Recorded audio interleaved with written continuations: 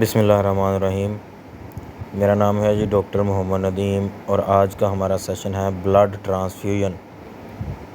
Live stock animal में, large animal में हम एक एनिमल से दूसरे एनिमल में ब्लड कैसे ट्रांसफ्यूज़ कर सकते हैं। तो जैसे कि ह्यूमन साइड में ब्लड ग्रुपिंग है, तो वैसे ही एनिमल्स में भी ब्लड के जो हैं वो ग्रुप हैं। तो जो कैटल है उसमें ब्लड के 11 ग्रुप्स हैं। जो 11 डिफरेंट ग्रुप्स हैं वो आगे हम आपको दिखाएंगे भी कि वो कौन कौन से हैं। लेकिन पहली दफ़ा जब ब्लड ट्रांसफ्यूज किया जाता है एनिमल में, तो उसमें ब्लड का क्रॉस मैच की ज़रूरत इतनी ज़्यादा नहीं पड़ती, लेकिन फिर भी एहतियातन करना चाहिए। तो ब्लड ट्रांसफ्यूजन की ज़रूरत हमें क्यों पड़ती है? डिहाइड्रेशन में, हाइपोवोलेमिक शॉक में, अनीमिया में। तो बेसिकली जो हमें ब्लड की ज़रूरत पड़ती है वो अनीमिया में पड़ती है या एक्सीडेंटल इंजरी में पड़ती है जहाँ ब्लड लॉस होता है। तो एनिमल्स में जो ब्लड ट्रांसफ्यूजन है वो अनीमिक कंडीशन में, जब पैक सेल वॉल्यूम जो है वो कम होता है, हीमोग्लोबिन जो है वो बॉडी में कम होती है, तो उसमें हम ब्लड ट्रांसफ्यूज़ करते हैं। तो एनिमल में वैसे ही प्रोसीजर है जैसे कि ह्यूमन साइड में है, लेकिन इसमें जो ब्लड ग्रुपिंग है वो क्रॉस मैचिंग है वो बहुत कम की जाती है। लेकिन अगर आपने एक डोनर जो है उसे रेसिपिएंट को जो ब्लड लगाया है, एक दफ़ा जिस डोनर का लगा दिया है उसका दोबारा नहीं लगाना, और एहतियातन आपने क्रॉस मैचिंग ज़रूर करनी है। तो इसमें आपने सबसे पहले तो ब्लड ट्रांसफ्यूजन में आपने सीबीसी करवानी है। सीबीसी करवाने के बाद आपको पता चलेगा कि एनिमल को ब्लड की ज़रूरत है कि नहीं। पैक सेल वॉल्यूम का पता चल जाएगा, हीमोग्लोबिन का पता चल जाएगा, उसके बाद आपको वाइट ब्लड सेल का पता चल जाएगा, ये सारी चीज़ों का पता चल जाएगा। तो जो पैक सेल वॉल्यूम है उसको देखते हुए हम ब्लड ट्रांसफ्यूज़ करते हैं और हीमोग्लोबिन को देखते हुए।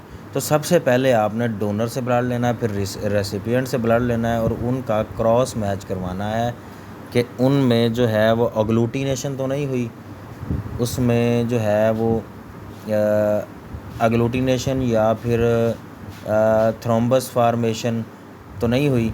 ये आपके सामने है, ये क्रॉस मैच करवाएंगे और उसके बाद उसे लाइट के ज़रिए देखेंगे कि क्रिस्टल वगैरह तो नहीं बन गए क्रॉस मैचिंग में।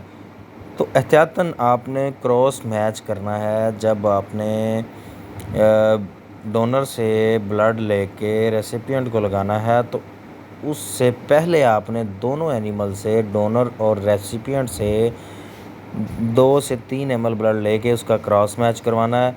तो क्रॉस मैच करवाने के लिए आपने दोनों एनिमल्स का ब्लड लेना है और उन दोनों एनिमल के ब्लड को अलग-अलग वैक्यूटेनर में डाल लेना है। आप इंजेक्शन में भी क्रॉस मैच करवा सकते हैं और उसके अलावा आप किसी स्लाइड पे भी करवा सकते हैं। तो ये हमने क्रॉस मैच करवाया है, तो कोई हीम अग्लूटिनेशन जो है वो नहीं हुई, जिससे हमें ये यकीन हो गया है कि हम इस एनिमल का जो ब्लड है, डोनर का ब्लड है, वो रेसिपिएंट को लगा सकते हैं। इस एनिमल का ब्लड जो है वो बिल्कुल उसके क्रॉस के ऐन मुताबिक है। तो ब्लड लेते वक्त आपने इस चीज़ का ख्याल रखना है कि अपने ब्लड बैग को हिलाते रहना, ताकि जो ब्लड है वो EDTA सॉल्यूशन जो बैग में होता है उसके साथ अच्छे तरीके से मिक्स हो जाए, ताकि जो है वो कोआगुलेशन का अमल है, जो क्लॉट बनने का अमल है वो ना हो, और जो ब्लड है वो प्रॉपरली जो बैग में EDTA सॉल्यूशन है उसके साथ मिक्स हो जाए। और उसको आपने जितनी देर तक ब्लड लेना है उसको थोड़ा बहुत आपने हिलाते रहना है, क्योंकि ब्लड बैग में पहले वैक्यूम होता है, तो वो अपनी कैपेसिटी के मुताबिक जो है वो ब्लड डोनर से जो है वो रिसीव कर लेता है। तो इसमें आपने इन चीज़ों का ख्याल रखना है। उसके बाद आपने जो जिस चीज़ का ख्याल रखना है वो ये है कि आपने डोनर से ब्लड लेते वक्त डोनर को कोई भी आप फ्लूइड थेरेपी दे सकते हैं, ताकि वो हाइपोवोलेमिक शॉक में ना चला जाए। अगर आपने लार्ज क्वांटिटी में ब्लड कलेक्ट करना है तो उस सूरत में आपने जो है वो डोनर को फ्लूइड थेरेपी देनी है, ताकि जो डोनर एनिमल है वो हाइपोवोलेमिक शॉक में ना चला जाए। तो एक लार्ज एनिमल को आप 3 से 4 लीटर ब्लड लगा सकते हैं। तो हमने ये ब्लड कलेक्ट किया है ताकि हम एक रेड वाटर अफेक्टेड या बबेजिया अफेक्टेड एनिमल को ब्लड लगाने जा रहे हैं। तो एक बैग की जो कैपेसिटी है वो 500 ml है। 250 ml का भी बैग आता है। तो हमने ये 500 ml वाली कैपेसिटी वाला बैग लिया है ताकि हम ज़्यादा से ज़्यादा ब्लड कलेक्ट कर सकें। ये रेड वाटर अफेक्टेड एनिमल है जो कि यूरिन में ब्लड पास कर रहा है। तो हम इसको एहतियातन ब्लड लगाएंगे ताकि ये एनिमल हाइपोवोलेमिक शॉक में ना चला जाए, अनीमिक ना हो जाए। तो इसलिए हम एहतियातन इसे जो है वो ब्लड लगाएंगे, क्योंकि ब्लड ख़ुद एक मिक्सचर होता है जिसमें हर चीज़ जो है वो लेवल के मुताबिक होती है। फास्फोरस भी होता है, कैल्शियम भी होता है, उसके बाद विटामिन्स, मिनरल्स, हर चीज़ होती है। तो दूसरे एनिमल को लगाने से उसकी फास्फोरस डेफिशिएंसी भी जो है वो कवर हो जाएगी, और उसके बाद जो मिनरल और विटामिन्स की डेफिशिएंसी है वो भी कवर हो जाएगी। तो ये हम जो ब्लड है वो रेसिपिएंट को लगा रहे हैं। तो इसमें आपने ख्याल रखना है कि जो है वो आईवी सेट है वो ब्लड बैग में आता है, वो आपने यूज़ करना है।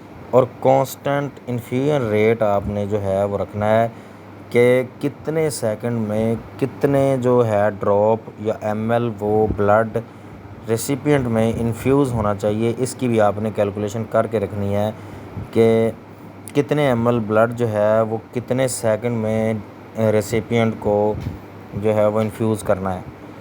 तो ये चीज़ शो करती है कि एनिमल कितना सवेयर है। थैंक यू, खुदा हाफिज़।